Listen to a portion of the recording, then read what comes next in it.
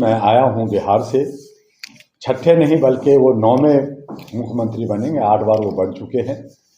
और जितना आप लोग हल्के में ले रहे हैं, नीतीश कुमार एक अच्छे मजे हुए खिलाड़ी हैं। आपके सभी चैनलों को मैं अभिनंदन करता हूं। बिहार की हलचल, 4 दिन की हलचल में मैं भी शामिल था वहां, और कल ही मैं आया हूं बिहार से। छठे नहीं बल्कि वो 9वें मुख्यमंत्री बनेंगे, 8 बार वो बन चुके हैं। और जितना आप लोग हल्के में ले रहे हैं, नीतीश कुमार एक अच्छे मजे हुए खिलाड़ी हैं। जिस तरह से उनको इंडिया गठबंधन में उनको बेइज्जत किया गया, उनको जो है संयोजक पद छीना गया, जिन्होंने सबको समेटा था, इंडिया गठबंधन बनाया था, उनकी अवमानना हुई। उस पे एक प्रेशर, एक दबाव आप कह सकते हैं। हालांकि अभी भी लोग कयास लगा रहे हैं कि वो एनडीए के साथ जो है नीतीश कुमार जाएंगे, लेकिन अभी ऐसा कुछ नहीं है।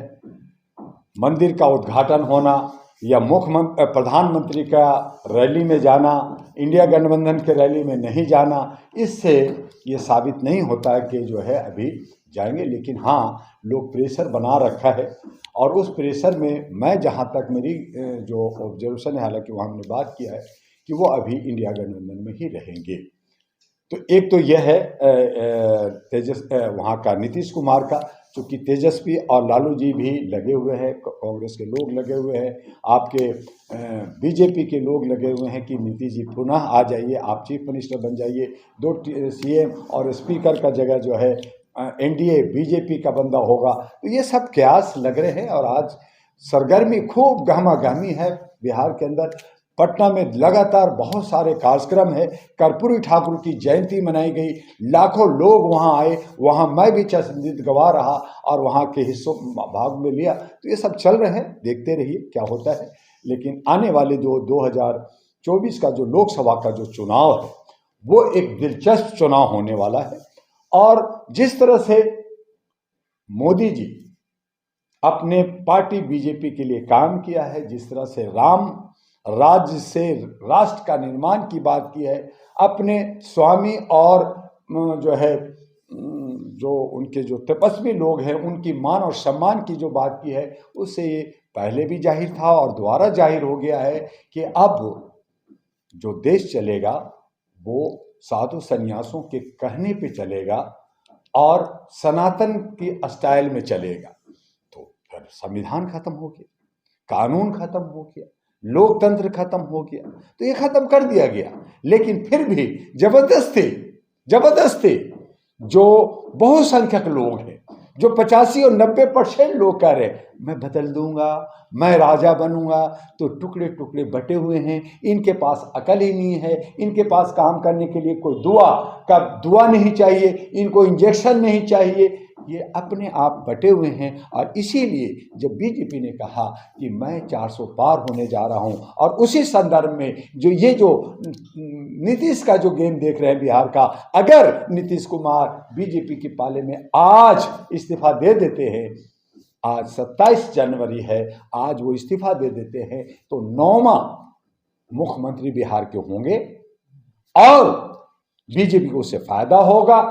40 बीजेपी के हिस्से में जो एमपी का सीट है, उसमें से कमोबेश 1-2 को छोड़ करके सारा उनकी झोली में भर जाएगा। और उत्तर प्रदेश का 80 का 80, और अगर 80 नहीं तो 75 बीजेपी के पास जा रहा है। और जब 2 राज्य बीजेपी के पास जाएगा, तो फिर मोदी जो कह रहे हैं कि 400 पार, तो 400 पार हो जाएंगे।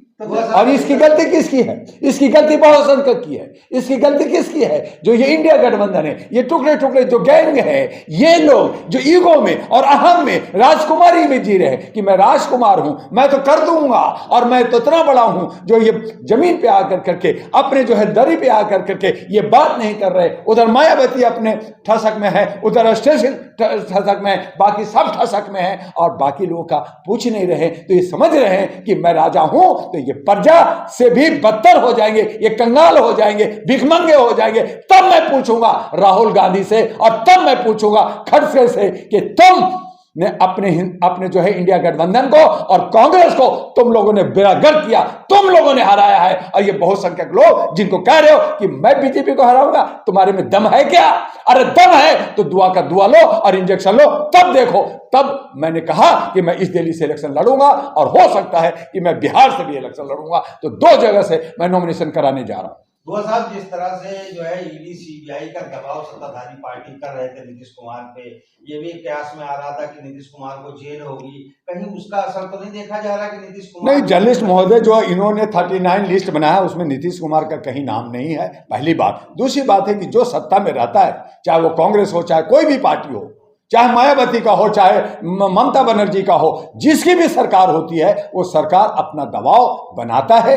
लेकिन अगर हम स्वच्छ हैं, अगर हम सच्चे हैं, हम देशभक्त हैं, हमने गलत नहीं किया है, हम भ्रष्टाचार नहीं किया, तो डर किस बात का?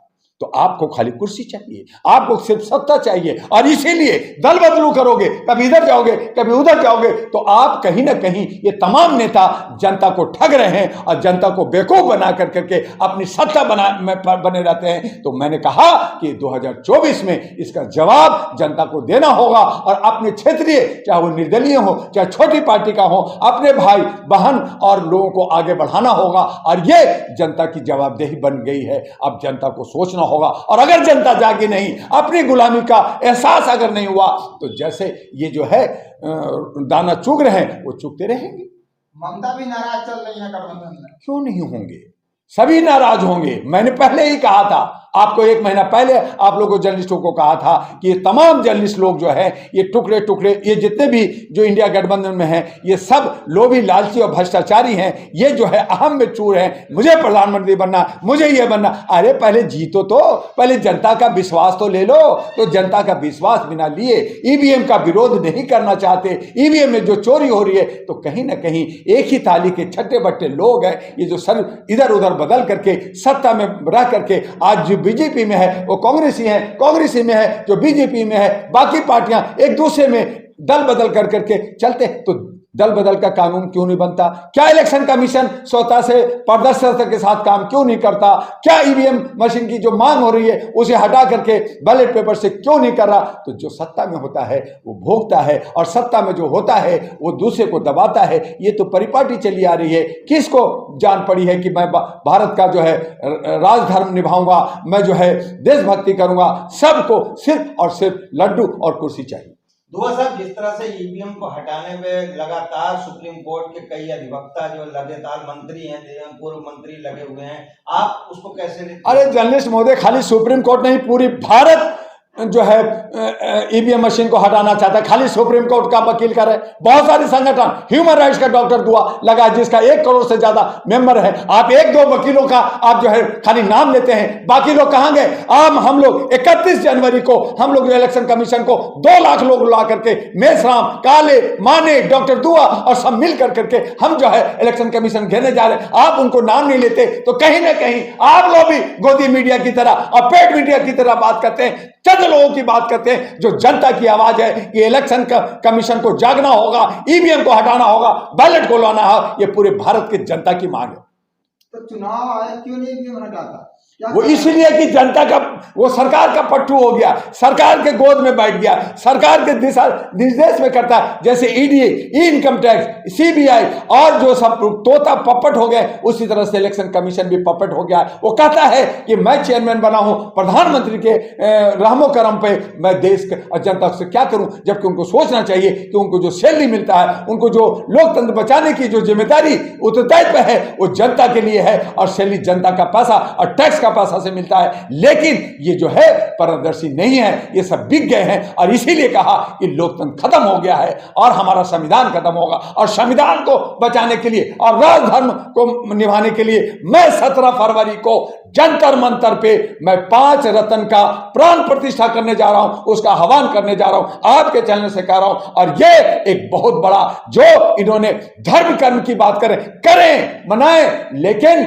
हमारे जो आंदोलनकारी हैं, जो क्रांतिकारी हैं, जो देश के लोकतंत्र को बचाया है, जो हमारे संविधान को बचाया है, जिसने संविधान को लिखा है, कर्पूरी ठाकुर, अंबेडकर, हमने प्रियार और हम सुभाष चंद्र बोस और जयप्रकाश नारायण का हम प्राण प्रतिष्ठा 17 फरवरी को जंतर मंतर पे करने जा रहे हैं।